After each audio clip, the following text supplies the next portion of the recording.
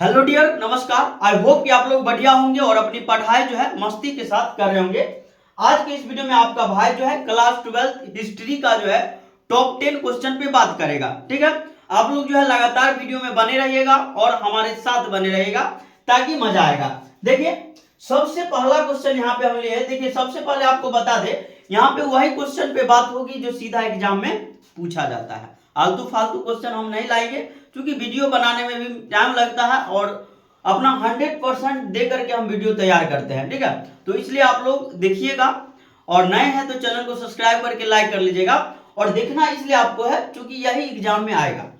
ठीक है, तो देखिए, पुरातत्व से आप क्या समझते हैं, ये आपका प्रथम क्वेश्चन है। सबसे पहले का क्वेश्चन है आपका, जो भाई मेरे, पुरातत्व से आप क्या समझते हैं। तो सीधा सीधा लिखेंगे, जो खनन के द्वारा, किसके द्वारा, खनन के द्वारा पृथ्वी के गर्भ से, गर्भ मतलब क्या, पृथ्वी के अंदर से, पृथ्वी के अंदर से निकले हुए पदार्थ को, ठीक है, खनन के द्वारा पृथ्वी के अंदर से निकले हुए पदार्थ को पुरातत्व कहते हैं। समझ में आया? यानी कि खनन के द्वारा पृथ्वी के अंदर से जो पदार्थ निकलता है वो क्या कहलाता है, पुरातत्व कहलाता है। कह रहा है आगे, पुरातत्व संस्कृत भाषा का शब्द है। पुरातत्व भाई मेरे किस भाषा का शब्द है, तो संस्कृत भाषा का शब्द है, जिसका अर्थ होता है खोदना। अब पुरातत्व का अर्थ क्या होता है हिंदी में, खोदना होता है। पुरातत्व किस भाषा का शब्द है, तो संस्कृत भाषा का शब्द है। चलिए आगे थोड़ा बढ़े और अगला क्वेश्चन हम देखेंगे। ठीक है, अगला क्वेश्चन जो है ये रहा, आप लोग देखिएगा। चलिए इसको यहीं पर रहने देते हैं, कोई दिक्कत नहीं है।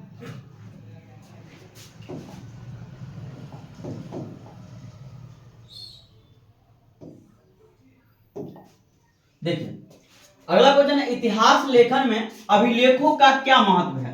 भाई मेरे, इतिहास लेखन में अभिलेख का क्या महत्व है, यह हमको बताना है। यहाँ पे कह रहा है इतिहास लेखन में अभिलेखों का क्या महत्व है। तो सिंपल आप लोग आंसर देख रहे होंगे, इसको हम समझा देते हैं। देखिए, इतिहास लेखन में अभिलेखों का महत्वपूर्ण योगदान है। ठीक है, इतिहास लेखन में भाई मेरे, इतिहास लेखन में अभिलेखों का जो है बहुत ज्यादा योगदान है, बहुत ज्यादा महत्व रहा है। ठीक है, आगे देखिए, प्राचीन काल में राजाओं के समय, ठीक है, प्राचीन काल में यानी कि बहुत समय पहले, जिस समय चंद्रगुप्त मौर्य का शासन चलता था, ठीक है, उस समय की बात है। और उससे भी पहले या उसके बाद जो भी बात हो, प्राचीन काल की बात कर रहा है। तो प्राचीन काल में जो है राजाओं के समय जो घटनाएं घटती थी, ठीक है, राजा उन्हें अभिलेख में लिखा देते थे। ठीक है, यानी कि कभी होता क्या है, जो उस समय प्राचीन काल में जो भी घटना घटता था ना राज्य में, जैसे मान लीजिए कोई बढ़िया काम कोई राजा किया, कोई राजा जो है बहुत बड़ा मंदिर का निर्माण कराया, तो उस सबको क्या करता था, अभिलेख में छपवा देता था। बात समझ में ना, अभिलेख में छपवा देता था, यानी कि लिखवा देता था। ठीक है, अभिलेख लिखवाने की शुरुआत अशोक ने की थी। ठीक है, अभिलेख लिखवाने की शुरुआत कौन किया था, तो अशोक किया था। कौन किया था, तो अशोक, सम्राट अशोक, आपको पता होगा।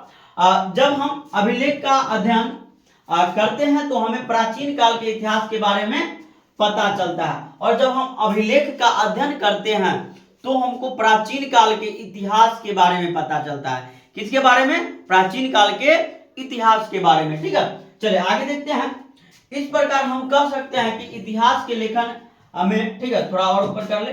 ठीक है, देखिए, इस प्रकार जो है, इस प्रकार हम कह सकते हैं कि इतिहास के लेखन में जो है भाई मेरे, अभिलेख का जो है महत्वपूर्ण योगदान रहा है। ठीक है, और इस प्रकार हम कह सकते हैं कि इतिहास जो लिखा जाता है उसमें अभिलेख का महत्वपूर्ण योगदान रहता है। तो कैसे रहता है, अब देखिए, मान लीजिए जब हमको अशोक के समय की कुछ बात लिखना है तो हम अभिलेख को पढ़ेंगे और उसके बाद अभी के इतिहास में लिखेंगे। तो मान लीजिए अगर हम अभिलेख को नहीं पढ़ पाते, अभिलेख उस समय का नहीं रहता, तो इतिहास के बारे में हमको जानकारी तो मिलती लेकिन बहुत कम मिल पाती। ठीक है, चलिए, तो नो डाउट कि आप लोग ये क्वेश्चन जो है समझ गए होंगे, इसका स्क्रीनशॉट आप लोग ले लीजिएगा। चलिए अगला क्वेश्चन है, अगला क्वेश्चन आप लोग देखिएगा। कलिंग युद्ध का अशोक पर क्या प्रभाव पड़ा। ठीक है, कलिंग युद्ध का जो है भाई मेरे, कलिंग युद्ध का जो है अशोक पे क्या प्रभाव पड़ा, तो देखेंगे। सबसे पहले हम लिख लेंगे कलिंग युद्ध का अशोक पर जो है निम्न प्रभाव पड़ा ना, अशोक के ऊपर जो है निम्न प्रभाव पड़ा, किसका, कलिंग युद्ध का। चलिए आगे देखते, थोड़ा है, इधर है आंसर इसका, कौन कौन से प्रभाव पड़ा। बहुत बड़ा नहीं नजर आता है।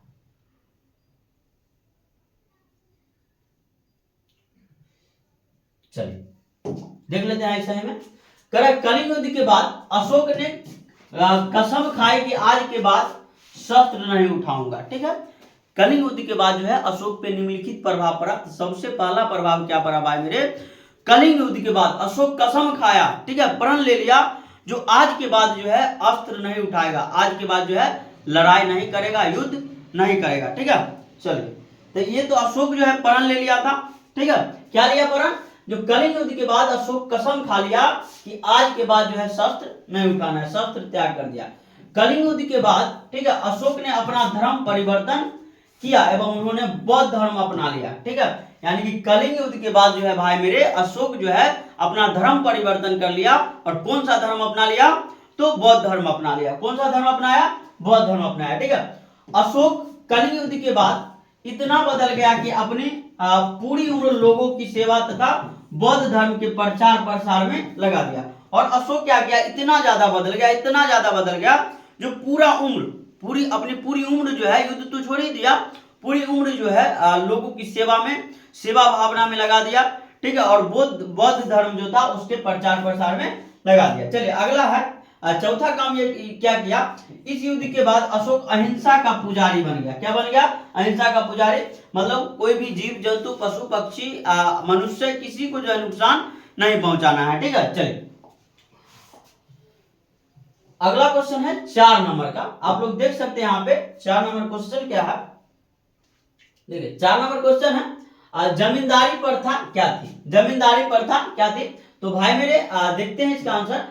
जब किसी व्यक्ति के पास, ठीक है, जब किसी व्यक्ति के पास अत्यधिक जमीन होता था, ठीक है, अत्यधिक यानी कि अधिक जमीन होता था, तो उसे जमींदार कहा जाता था। क्या कहा जाता था, जमींदार कहा जाता था। इसी प्रथा को जमींदारी प्रथा कहा जाता है, और यही प्रथा होता है जिसको हम जमींदारी प्रथा कहते हैं। तो चलिए आगे बढ़ते हैं, और अगला क्वेश्चन ये रहा आपका, क्वेश्चन देख लीजिए, उसके बाद आंसर देखेंगे। उपनिवेशवाद से आप क्या समझते हैं, क्या क्वेश्चन, उपनिवेशवाद से आप क्या समझते हैं, आगे देखते हैं इसका आंसर हम। देखिए इधर है आंसर, पेज चेंज हो जाता है तो बदला जाता है। ठीक है, देखेंगे जब कोई शक्तिशाली देश किसी कमजोर देश पर आक्रमण कर उसे गुलाम बना देता है, तो उसे उपनिवेश कहा जाता है। ठीक, और इस भावना को उपनिवेशवाद कहा जाता है। सिंपल बात समझिएगा आप लोग, जब कोई शक्तिशाली देश के द्वारा आर्थिक रूप से हो, शारीरिक रूप से हो, या फिर जो एक तरह से बल के प्रयोग से हो, ऐसे करके किसी भी प्रकार से जो है दूसरे देश पे, किसी कमजोर देश पे जो है कब्जा कर लिया जाएगा, कब्जा कर लिया जाएगा, तो वही उपनिवेशवाद कहलाता है। ठीक है, उपनिवेश मतलब उसके उपनिवेश हो गया। ठीक है, जो भावना होता है वही क्या होता है, उपनिवेशवाद होता है। बात को समझ गए होंगे, यानी कि सिंपल आप लोग याद रखिए, किसी शक्तिशाली देश द्वारा जो है कोई कमजोर देश को, ठीक है, जब गुलाम बनाया जाता है, तो ये जो गुलाम बनाने की प्रक्रिया होती है यही उपनिवेशवाद कहलाती है। चलिए आगे देखते हैं, अगला है त्रिपिटक क्या है, बहुत प्यारा सा क्वेश्चन है, देखेंगे त्रिपिटक। त्रिपिटक क्या है, तो भाई मेरे आप लोग समझिएगा, त्रिपिटक बौद्ध धर्म का प्रमुख ग्रंथ है। क्या है, प्रमुख ग्रंथ है, जिसका अर्थ है 3 टोकरियां। क्या है, 3 टोकरियां। अच्छा त्रिपिटक है तो 3 गो है, देखते हैं। पहले का है आपका विनय पिटक, सूत पिटक और अभिधम पिटक। पहला क्या है, पहला है विनय पिटक, सूत पिटक और अभिधम पिटक। आप लोग समझ गए होंगे। चलिए आगे देखा जाए, अगला क्वेश्चन क्या है, अगला क्वेश्चन आपका अशोक के धम से आप क्या समझते हैं, अशोक के धम से आप क्या समझते हैं। ये क्वेश्चन भी बहुत ही महत्वपूर्ण है, देखते हैं, थोड़ा इधर घूम जाते हैं हम। चलिए देखिए, अशोक के धर्म का मतलब है प्रजा के नैतिक और सामाजिक सुधार के लिए बनाए गए नियम। क्या भाई मेरे, अशोक के धर्म का मतलब ये है जो प्रजा के, ठीक है, नैतिक और सामाजिक सुधार के लिए जो बनाया गया नियम है, वही जो है अशोक के धर्म कहलाया। धर्म के प्रमुख सिद्धांत निम्नलिखित है। अच्छा, धर्म में कुछ सिद्धांत दिया हुआ था जिसको जो है लोगों को मानना पड़ता था। ठीक है, तो देखिए क्या सब था इसमें। सबसे पहला जो आता है भाई मेरे अहिंसा। हाँ, धर्म में क्या था, सबसे पहला था अहिंसा। अहिंसा था किसी जानवर या पेड़ पौधों को नुकसान न पहुंचाना, यानी कि कोई भी जानवर हो, कोई भी पशु पक्षी हो, कोई भी पेड़ पौधा, उसको नुकसान नहीं पहुंचाना है। अगर ये नुकसान पहुंचाता है तो ये पाप के दायरा में आता था। किसके दायरा में? पाप के दायरा में। अगर आप ऐसा काम कर रहे हैं तो बहुत बड़ा पाप कर रहे हैं, अपने धर्म के खिलाफ है आप। ठीक है। आदर, हर धर्म और सोच का सम्मान करना। देखिए कोई भी धर्म हो, कोई भी जाति हो, कोई भी मतलब कोई भी मजहब हो, कोई भी लोग हो, ठीक है, तो उनको बराबर का जो है सम्मान मिलना जरूरी होता है। ऐसा बात नहीं है जो मान लीजिए जो कोई भी धर्म से है तो उसका हम अनादर कर रहे हैं चाहे आदर कर रहे हैं। तो देखिए इंसान जो है सब बराबर होता है, तो जाति धर्म पे नहीं जाना है। तो यहाँ पे यही सिखाया जाता था, जो हर धर्म को क्या करना है, हर धर्म को एक जैसा दिखना है। ठीक है, समान भाव से उसके साथ रहना है। चलिए अगला बात है इधर देखिए, अगला क्वेश्चन है नैतिकता। क्या है? ये नैतिकता लिखा गया है, नैतिकता होगा आपका, ध्यान रखेंगे। नैतिकता अच्छा व्यवहार करना और अच्छे तरीके से जिंदगी जीना। ठीक है, लोगों के साथ, पशु पक्षी के साथ अच्छा व्यवहार रखेंगे और जिंदगी जीने का तरीका जो है थोड़ा अच्छा होना चाहिए। ठीक है, चलिए सत्य बोलना, और सबसे बड़ी बात यहाँ पे ये थी जो हमेशा जो है सच बोलना है और ईमानदार जो है बने रहना है। क्या? हमेशा सच बोलना है और हमेशा ईमानदार बने रहना है। नो डाउट कि आप लोग समझ गए होंगे। चलिए तो आगे हम देख लेते हैं। और अगला क्वेश्चन क्या है भाई मेरे आगे, अगला क्वेश्चन है आपका,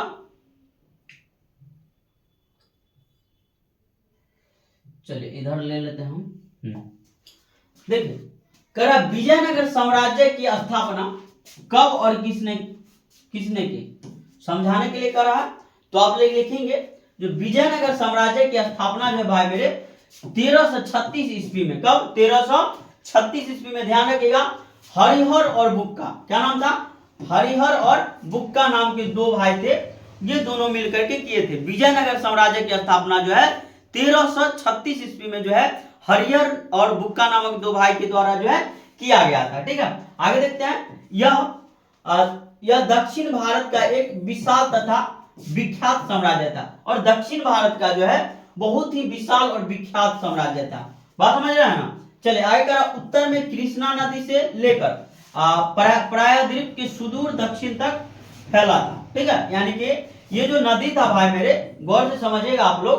देखिए ये जो नदी बोल रहे हैं, ये जो साम्राज्य था विजयनगर साम्राज्य, यह उत्तर में कृष्णा नदी से लेकर के प्रायद्वीप सुदूर दक्षिण तक कहां था? फैला हुआ था। ठीक है, फैला हुआ था। अभी के बात अगर किया जाए तो जिसमें अभी का अरब सागर से लेकर के बंगाल की खाड़ी तक का विशाल क्षेत्र शामिल था। ठीक है, कहां से? अरब सागर से लेकर के बंगाल की खाड़ी तक का जो है बहुत बड़ा जो है क्षेत्र शामिल था। ठीक है, देखिए अब देखिए इसका मतलब समझिए। इसका मतलब है कि इसमें, ठीक है, वर्तमान कर्नाटक, तमिलनाडु, केरल, आंध्र प्रदेश, ठीक है, आंध्र प्रदेश के बड़े हिस्सा, बहुत बड़ा हिस्सा जो है इसमें शामिल था। किसमें? विजयनगर साम्राज्य में। ठीक है, आमतौर पर आप यहाँ पर इतना तक भी लिख सकते हैं, जो विख्यात साम्राज्य था यह उत्तर में कृष्णा नदी से लेकर प्रायद्वीप के सुदूर दक्षिण तक जो है फैला हुआ था। ठीक है, वही बात हम इधर थोड़ा डिटेल में लिखे हैं ताकि आप लोगों को पता चले कि कौन कौन राज्य तक जो है फैला हुआ था। चलिए आगे बढ़ते हैं और अगला क्वेश्चन हम लेंगे। देखिए अगला क्वेश्चन जो है करा, अकबर के 4 नवरत्नों के नाम लिखना है। अकबर के 4 नवरत्नों के नाम लिखना है। पहला है तो हम पहले तो इसे लिख लेंगे, अकबर के दरबार में 4 नवरत्न जो है निम्नलिखित थे। सबसे पहला कौन थे? अब्दुल रहीम खान ए खाना। क्या नाम था इनका? अब्दुल रहीम खान ए खाना। ठीक है, चले दूसर का देखते हैं। दूसर का कौन थे? चले दूसर का थे अबुल फजल। क्या नाम था इनका? अबुल फजल, तानसेन और राजा मानसिंह। ये चारों हो गया। पहला बताए थे खाना नाम था उनका, और तानसेन। दूसर का अबुल फजल, तीसर का तानसेन और चौथा जो है राजा मानसिंह। ठीक है, चले अगला क्वेश्चन लिया जाए, और अगला जो है सबसे अंतिम क्वेश्चन है। ठीक है, 10 नंबर का क्वेश्चन है और बहुत प्यारा सा क्वेश्चन है। देखते हैं क्वेश्चन आपका, गोपुरम से आप क्या समझते हैं? क्या गोपुरम से आप क्या समझते हैं? तो देखिए गोपुरम मंदिरों के प्रवेश द्वार, ठीक है, मंदिरों के प्रवेश द्वार को कहा जाता है। मंदिर का जो प्रवेश द्वार होता है ना, प्रवेश द्वार मतलब देखिए मंदिर से पहले जो प्रवेश द्वार ऐसे बनाया जाता है, गेट जिसको बोला जाता है, वो जो बनाया जाता है उसी को गोपुरम कहा जाता है। ठीक है, विजयनगर शासकों ने मंदिरों में गोपुरम का निर्माण करवाया था। ठीक है, विजयनगर का जो शासक था वो गोपुरम का निर्माण करवाता था मंदिर में। मतलब ये जितना बड़ा उसका जीत होता था ना उतना ही बड़ा जो है विशाल जो है एक तरह से गोपुरम बनवाता था। ठीक है, ये अत्यधिक ऊंचे ऊंचे होते थे। ये संभवतः सम्राट के ताकतों की याद दिलाती थी। बात समझ में आ रहा है? अभी हम बताएं